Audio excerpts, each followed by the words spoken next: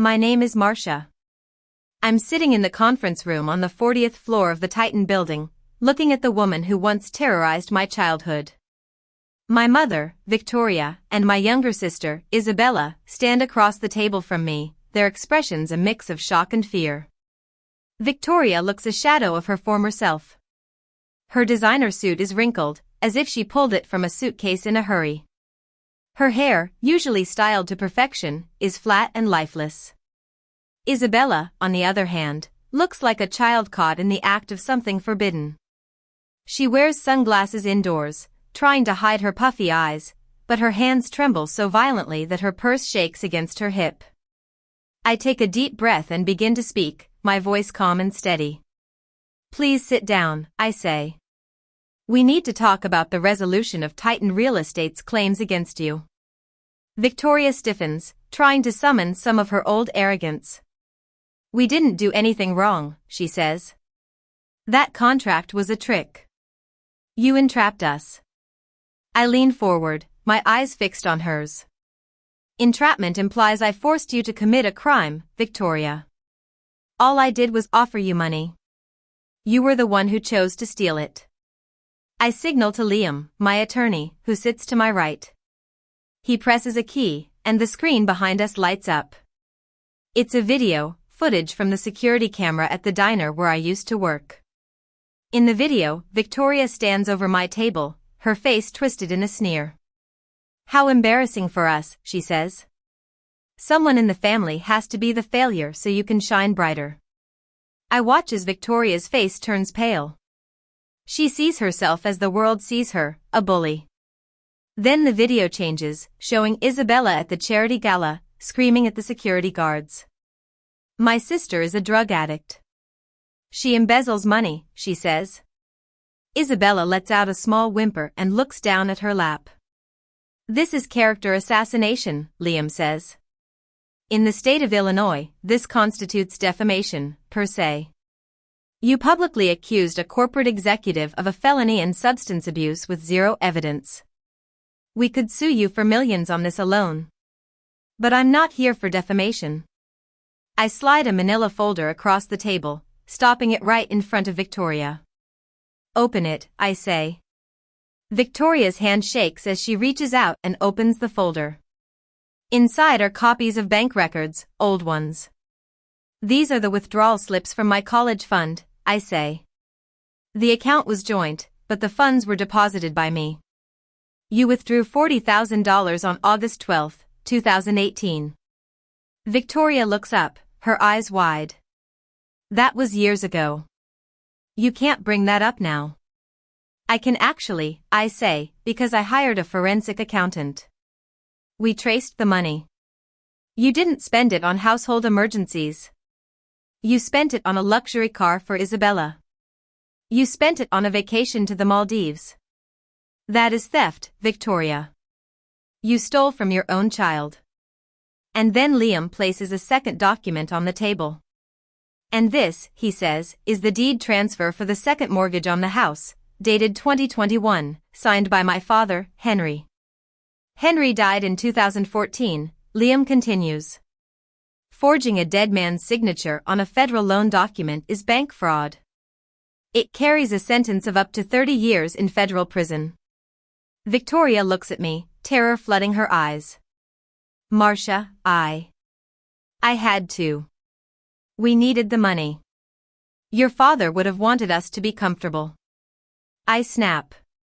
He wouldn't have wanted you to turn his name into a felony. He was the only one who ever looked at me and saw a person, not a utility. He left behind a substantial life insurance policy, enough to secure our future, to pay off the mortgage, and to send both Isabella and me to college. But you saw that check differently.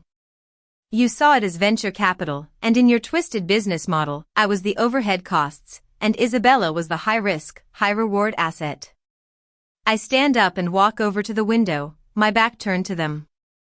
I can't look at her anymore. The pathetic nature of her crimes makes me sick. It wasn't some grand heist.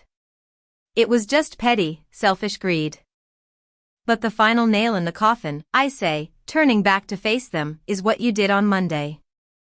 You signed an affidavit stating the house was free of debt. You took $650,000 from Phoenix Ventures and instead of paying off the illegal loans you took out, you bought a luxury car. I point to the screen again. A copy of the wire transfer to the car dealership appears. That is wire fraud, Victoria. It is theft by deception. And because Phoenix Ventures is a corporate entity, you defrauded a company. I own the debt on the house. I own the company you stole from. And I have enough evidence in this folder to put both of you in prison until Isabella is old enough to be a grandmother. Isabella begins to sob. Mom, you said it was safe. You said nobody would know. I don't want to go to jail. I can't go to jail. I have a brand to build. Victoria hisses at her, but her voice lacks any real heat. She looks up at me, tears streaming down her face. Marcia, please. You are my daughter. You can't send your mother to prison. What do you want? I will do anything. I will pay it back. I will get a job. Just don't call the police. I look at Liam. He nods. We had prepared for this. I don't want their money. They don't have any. And frankly, I don't want them in prison. Prison was too easy. They would just play the victim. They would tell everyone I was the villain who locked them up. I have two options for you, I say. Door number 1. Liam calls the FBI right now. They are waiting in the lobby.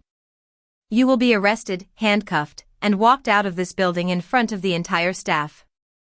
You will be charged with identity theft, wire fraud, and grand larceny. You will lose everything, and you will spend the next decade in a cell. Victoria shudders. And door number 2, I say, you sign a full confession. This constitutes a complete surrender of assets. You will sign over the deed to the house to me voluntarily to satisfy the debt. You will sign over the luxury car, the jewelry, and any other assets purchased with the stolen funds. You will agree to a permanent restraining order barring you from ever contacting me, my employer, or coming within 500 feet of my residence. I will sign it, Victoria says quickly, reaching for a pen. I am not finished, I say. There is one more condition. You care about your image more than anything. You care about what people think. You care about the lie you have built. So the final condition is this. You will both post a video on Facebook, on Instagram, on TikTok, on every platform where you have spent years bragging about your fake life. A video of what? Isabella whispers, horrified. A video of the truth, I say. You will apologize. You will admit that you stole my college fund. You will admit that you lied about my mental health. You will admit that the house was foreclosed on because of your fraud. You will tell the world exactly who you are. No, Isabella gasps. I can't. It will ruin me. My followers, the brand. Your brand is built on a lie, I say coldly. If you don't do it, the FBI press release will do it for you. Those are your choices. Public humiliation or federal prison. You have 5 minutes to decide. I sit back down and check my watch. The room is silent, save for Isabella's sniffling. Victoria looks at the document, then at the screen where her own face is sneering back at her. She looks at Isabella, the golden child who is now looking at her with pure hatred for getting them into this mess. I watch as the realization dawns on Victoria. She has spent her life trying to maintain an image of perfection. She has sacrificed me on the altar of that image, and now to save her own skin, she has to destroy it with her own hands. It is over, Mom, I say softly. The show is over. Victoria closes her eyes. She looks old. For the first time, she looks her age. The fight drains out of her shoulders. Give me the pen, she whispers. Mom. Isabella shrieks. You can't. Do you want to go to jail? Victoria snaps, her voice harsh and bitter. Because I don't. We have no choice, Isabella. She won. Victoria grabs the pen. She signs the surrender of assets. She signs the confession. She signs away the house, the car, the lies. Then she pushes the paper toward Isabella. Sign it, she says. Isabella cries, her hand shaking so hard she can barely hold the pen, but she signs. Now the video, I say. Liam sets up a tripod on the table.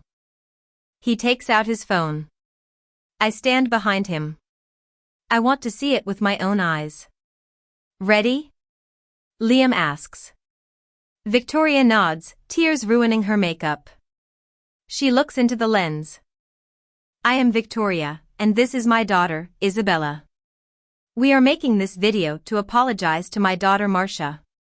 We want to admit that for the last 10 years, we have lived a lie. I listen to every word. I listen as they confess to the theft. I listen as they admit to the slander. It is the most beautiful sound I have ever heard. It isn't revenge. It is a correction of the record. When they finish, Liam hits stop. I will upload this, I say. And once it is up, if you take it down, the deal is void, and I call the FBI. Do we understand each other? Yes, Victoria whispers. Then get out, I say. They stand up. They don't look at me. They walk out of the glass room, stripped of their pride, stripped of their assets, and stripped of their masks. They walk out into a world that finally knows the truth. I sit there for a long time after they leave. Liam packs up the equipment. Are you okay? He asks. I look at the empty chairs. I feel lighter. The heavy weight that has been sitting on my chest since I was 18 years old is gone. I am better than okay, Liam, I say. I am free. But the story didn't end there. To understand how I got to this point, I have to take you back to the beginning. My father, Henry, was a kind and hard-working man. He was the rock of our family, the one who held us together. But when I was 12, he died suddenly of a heart attack. It felt like my whole world had come crashing down. My mother, Victoria, was never the same after that. She became obsessed with appearances, with maintaining the lifestyle she was used to. She saw my sister, Isabella, as her ticket to a better life. Isabella was beautiful, charming, and talented. She was the golden child, the one who could do no wrong. I, on the other hand, was quiet, bookish, and plain. I was the sturdy one, the one who was built for labor, not for display. Victoria would often tell me that I needed to be more like Isabella, that I needed to work harder to make something of myself. 6 months after my father's death, the spending began. It started with beauty pageants for Isabella. Then it was private coaching, modeling classes, and a wardrobe that rivaled a Hollywood starlet. Victoria would drag me along to the mall, forcing me to carry the bags while Isabella tried on expensive clothes. I was wearing shoes with holes in the soles, but Victoria said we couldn't afford new sneakers for me because Isabella needed a headshot for a casting call in New York. I remember asking my mother once why I couldn't have piano lessons like I had always wanted. She looked at me while applying lipstick in the rearview mirror and said simply that piano lessons wouldn't help me find a husband, so it was a bad return on investment. That was the moment I realized I wasn't a daughter to her. I was an employee in the business of making Isabella a star. By the time I was 14, the insurance money was draining fast, but the lifestyle didn't change. The bills started piling up on the kitchen counter. Notices in red ink. Final warnings. One afternoon in February, I came home from school to find the house freezing. I could see my breath in the living room. The furnace was off. The lights wouldn't turn on. Victoria and Isabella were gone. They were in California for a modeling competition. They had flown out that morning, leaving me behind with a fridge full of expired milk and no electricity. I called my mother, shivering in my coat. "Mom, the power is out," I said, my teeth chattering. "Oh, I must have forgotten to mail the check, she said breezily, as if she were talking about forgetting to buy bread. Just handle it, Marcia. You are so resourceful. I can't deal with this right now. Isabella is having a crisis about her hair. She hung up. I sat in the dark, cold kitchen and cried for 10 minutes. Then, I wiped my face. I walked 2 miles to the local diner, the very same restaurant I would later own. I lied about my age. I told the manager I was 16. I begged for a job washing dishes. He took pity on me. I worked until midnight, my hands raw and red from the scalding water and industrial soap. I took my first paycheck and paid the electric bill. When Victoria came home a week later, tan and relaxed, she didn't even ask how I got the lights back on. She just assumed I had taken care of it. That became the dynamic. I worked evenings and weekends. I bought my own clothes. I bought my own food. And eventually, I started paying the water bill and the internet bill, too. Because if I didn't, they would get cut off, and Victoria would scream at me for being irresponsible.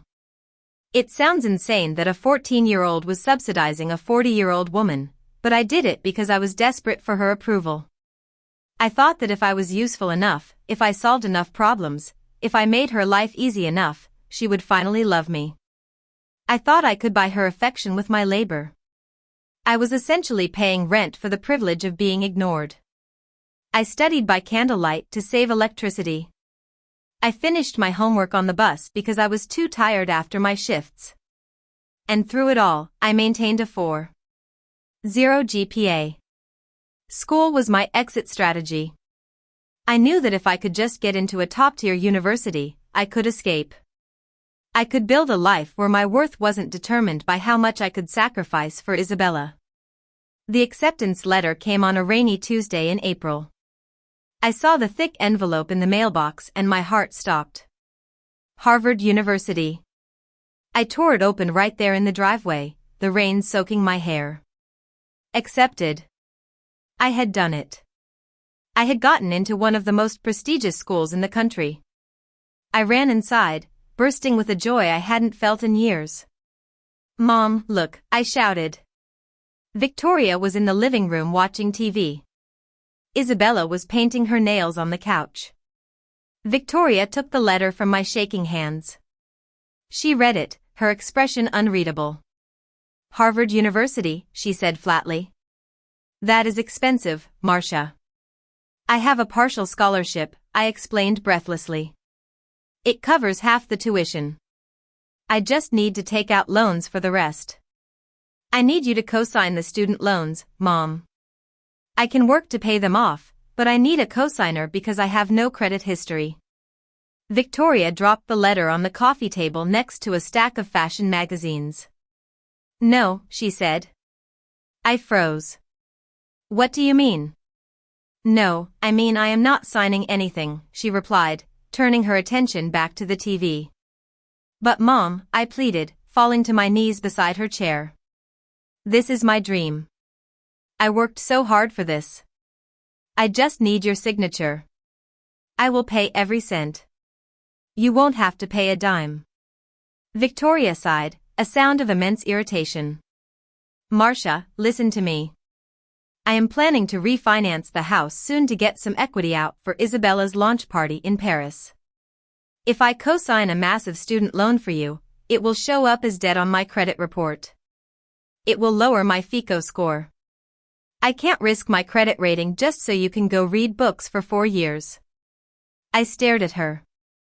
I couldn't breathe. You are worried about your credit score.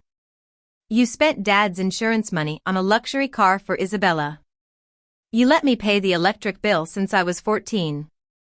And you won't sign a piece of paper so I can have a future. Don't be selfish, Isabella chimed in, blowing on her nails. Mom is doing this for the family. My career is about to take off. You can just go to community college. It is the same thing, isn't it? Something broke inside me that day. It wasn't just my heart. It was the illusion. The illusion that I had a mother. The illusion that if I was good enough, I would be rewarded. I realized then that to Victoria, I wasn't a daughter. I was an obstacle. I was a threat to her credit score, a drain on her resources that were earmarked for her golden child. I stood up. I didn't cry. I was done crying. I picked up my acceptance letter from the table. It was wet from the rain and crinkled. "Okay," I said softly. "Okay." Victoria looked at me, surprised by my lack of a fight. "You understand?" "I understand perfectly," I said. I walked out of the room. I didn't go to Harvard University that fall. I couldn't get the loans without a cosigner. Instead, I enrolled in the local community college because it was cheap enough to pay out of pocket. That was when the real grind began. I took a morning shift at a bakery from 4 a.m.